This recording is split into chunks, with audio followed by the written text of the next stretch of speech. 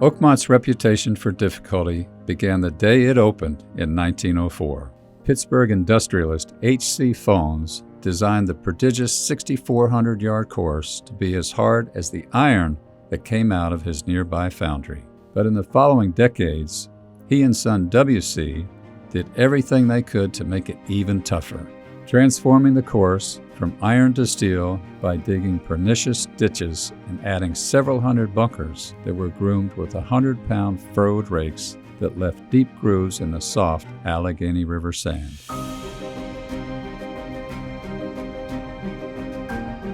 But more than the bunkers or length, Oakmont has always been defined and defended by its greens, long considered the fastest in golf. Slicker than polished glass, putts don't break at Oakmont. They glide, they drift, they trickle, they streak, and their combination of speed and slope, with several tilted away from the line of play, remain unmatched. Oakmont's legend has been forged in the battle heat of history and the major championships it's hosted, including a record 9 U.S. Opens. Since 1969, it has never placed outside the first 10 on Golf Digest's ranking of America's 100 greatest courses, and with numerous national championships on the horizon, it isn't going anywhere soon. This is Every Hole at Oakmont. The first at Oakmont is one of the toughest openers in golf. Just ask Aaron Badley, whose 2-shot lead to start the final round of the 2007 Open, paired with Tiger Woods, was gone after he walked off the hole with a triple bogey.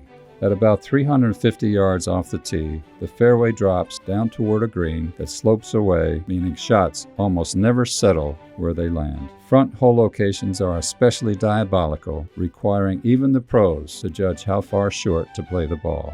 Members have been known to take that calculation off the table by using their putter, even from 50 yards out. With so much penalty lining the holes, the key to surviving Oakmont's begins with putting the ball in the fairway.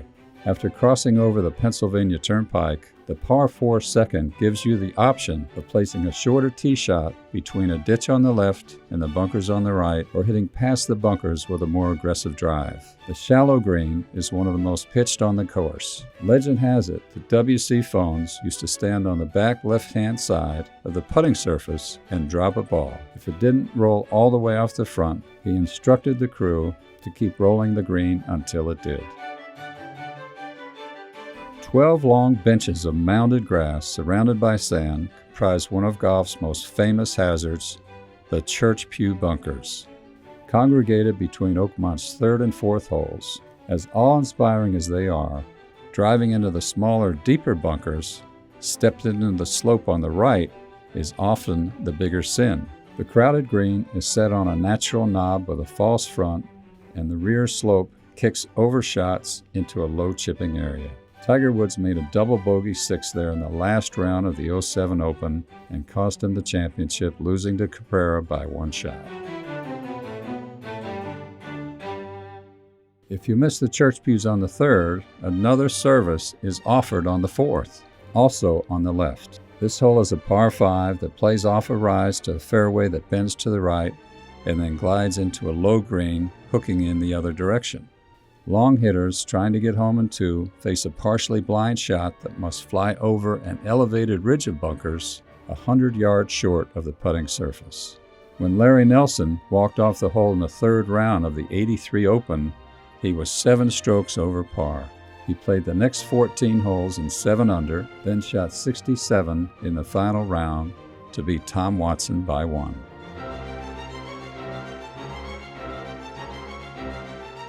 The 5th is one of several blind drives on the course, so aim at the tall white post in the distance to avoid the bunkers that angle in on the left. The green is set on the other side of a network of grassy ditches and possesses some of Oakmont's most deceptive contours. Dustin Johnson incurred a delayed 1-shot penalty that was assessed after the final round of the 2016 Open when his golf ball refused to stay still. Sam Snead joked that they were so slick that once when he turned his back, the dime he used to mark his ball had slid off the putting surface. In the early days, ground crews rolled each green with quarter-ton barrels of sand, and if that wasn't enough to guarantee extreme speeds, then they scalped an area 6 feet in diameter around the hole with a cut even lower than the surrounding grass. That's the feeling you get at the par 3/6, a gorgeous hole set along a hillside. Though it might appear to be one of the more benign holes at not more than 195 yards, don't be fooled. Like the 5th, the slope and movements on the green are justifying and change complexion with different hole locations. You're likely dead if you're above the hole.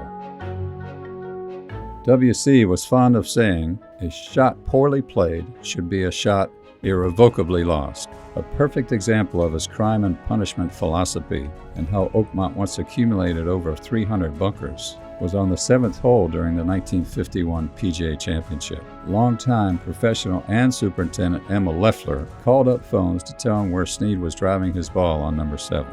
Phones instructed him to build another bunker there, and the next day, to his surprise, Snead found his perfectly struck drive right in the middle of it. Hard judgments are still rendered here by bunkers that squeeze the fairway and surround the 3-level green. The par 3/8 was the only hole Johnny Miller bogeyed during his final round 63 in the 73 Open. He 3-putted from 20 feet straight uphill. He said, "That's not the kind of putt to 3-putt at Oakmont." Tiger Woods once teased me during an event for hitting up with a group still on the green. I knew I couldn't get there. It wasn't a problem for Tiger. He stepped up and hit one of the most impressive shots I've ever seen. The next day on the tee, he said, "What should I do here, Pro?" I said, "Tiger, I think you should hit the same shot you did yesterday." And I'll be damned if he didn't, right in the center of the green. After the monstrous 8th, you cross back across the turnpike for the 9th that runs back uphill toward the clubhouse. A par 4 in championships, but played as a par 5 for members. The hidden hazard here is the drainage ditch running parallel to the left side of the fairway. But the real challenge is in the putting surface. One of the most unique in golf, a 23,000 square foot multi-level Leviathan cut with several deep channels that also doubles as the practice green. Often when guests are warming up, they'll briefly take their eye off their practice balls, only to look up and see them rolling rapidly towards the group putting on the green. Phones built Oakmont in the style of an inland lynx on 191 acres of rugged, tilting farmland. The panoramas from the clubhouse stretch all the way across the turnpike. If that view doesn't inspire you, you don't like golf. But tree planting programs in the 60s and 70s slowly transformed Oakmont into an arboretum. So in the 90s, committee members embarked on a secret tree removal program, cutting down select clusters under the cover of darkness. When word got out, a battle erupted over the trees, but the committees held firm, and by 2005, the course was fully transformed back to the founder's vision. The results were so profound, Oakmont became the catalyst for historic clubs across the country to begin their own tree removal programs. One of the most dramatic reveals was at the par 4 10th that plays back down the slope opposite the 9th. Peeling away the trees uncovered some of the most interesting contour on the property, in particular the rolling lynx-like fairway that tumbles through to a green pitch from front to back and right to left. The 10th twice initiated the demise of Tom Watson. Leading by 5 in the final round of the 78 PGA, he made double bogey, starting a slide that allowed John Mahaffey and Jerry Pate to catch him. In 83, he bogeyed it again, this time with a 3-stroke cushion, opening the door for Larry Nelson's charge. One of the biggest ditches on the course slashes across the fairway from right to left, bisecting the 11th. The short par 4 plays uphill to another perfectly oriented green perched over a gaping front bunker. Over the years, the edges on the putting surfaces at Oakmont have been expanded where they'd lost size, but the fundamental contours have never been changed. We've always kind of scratched our head about the brilliance of the greens and wondered, was it luck or was it genius responsible for creating them? Undoubtedly, it's a little of both. The par 5 12th is a majestic hole. Its broad 600 yards unfurling through the heart of the property. The drive plays downhill to a fairway that slants heavily left to right. forcing balls to the lower side where bunkers and a drainage ditch lurk. It's an ingenious design that continually forces you to try to tack to the high side for safety and the better angles, while the land keeps pushing you down to the right. If you can seize the high ground and avoid the bunkers and another ditch, the reward is an unobstructed approach to a gorgeous zero-entry green that falls away from the line of play. It's been said that Oakmont is the only course in America that actually has to slow down its greens when it hosts a major. While not entirely true, but in dry conditions, they sometimes run 15 to 16 on the stint meter, which is too fast for the Open. The green at the par 3 13th, with a high shoulder running onto the surface from the right, was plenty fast enough for Arnold Palmer in '62. The 4 he made there in the final round brought him level with Jack Nicklaus, and his 3-putt bogey the following day in the playoff gave Jack the cushion he would need to win. Once the appropriate fairway lines have been established, they never get adjusted. Players in the USGA often say that Oakmont is the only course in America that could host a US Open on 2 weeks' notice, just long enough to grow some rough. Rough and ominous flashes of sand on the left of the drive and pitch 14th are all that's needed to goad players into aiming up the right. But that's an even more perilous line, since 5 unseen bunkers with high faces await on that side, and drives that find them almost have no chance of reaching the green, which is set like a dance floor rising above a nest of bunkers. Dan Jenkins once named this the best 15th hole in America, and was also Arnold Palmer's favorite hole on the course. The piano keys, poised high on the left side, pushed tee shots toward the lower right side hazards, leaving long approach shots that must carry over the corner of an enormous greenside bunker. The green is over 60 paces from front to back, with a swale in the middle, though Palmer said at one time it was 100 yards deep. He also said putting on it was a job for a master surgeon, which he was not in the '62 Open when he 3-putted 10 times to Jack's once in 90 holes.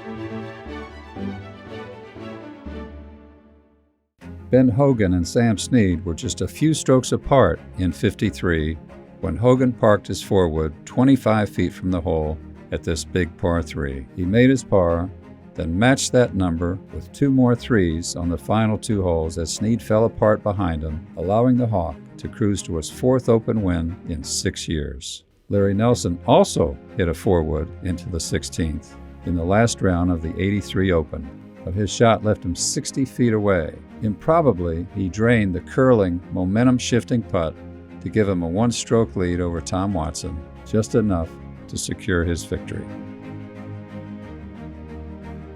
The 17th is a wicked little hole, a drivable 4 to a small green sitting atop a ridge that falls away into deep bunkers on all sides, including Big Mouth bunker guarding the front right. Choosing whether or not to go for it is a decision upon which many dreams have crashed. Early in the '62 Open, Phil Rogers chose driver.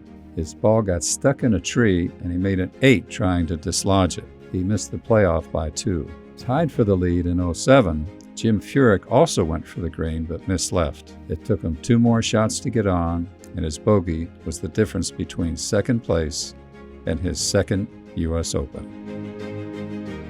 The 18th is a monstrous par 4 of some 480 yards playing downhill to an offset fairway, then uphill to a sculptural masterpiece of the green. Though huge numbers can be made, 18 is often a coronation, where winners from Hogan to Paula Creamer to Dustin Johnson have basked in multi-shot cushions. Jack Nicklaus held a 2-shot lead in his playoff with Palmer in '62, and after Palmer missed his bogey putt, he picked up Jack's ball mark in concession. When the USGA's Joe Dye realized Nicklaus never holed out, he walked him from the press area back to the green, put his mark back down, and made the bear sink his putt.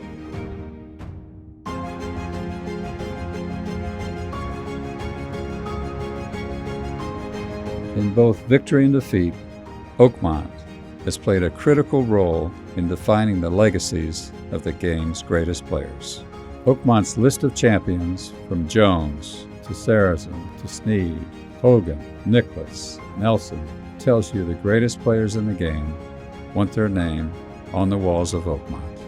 An architectural original, Oakmont's lost little of its mystique and none of its steel. After 120 years, there's still nothing else like it.